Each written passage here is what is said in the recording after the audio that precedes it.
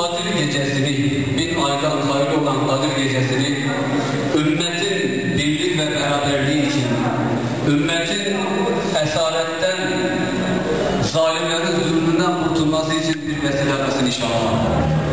Rabbim bütün ümmet fertlerini birbirlerine muhabbetle, şefkatle bakan birer fert kılsın inşallah. Vahdet nasip etsin inşallah. Birlik, beraberlik nasip etsin inşallah.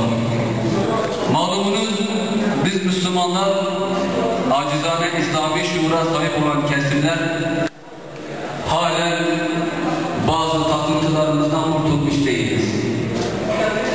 Belki sohbetlerimizde sürekli vahdet, birlik, kardeşlik, uhuvvet vurgusu yaparız ama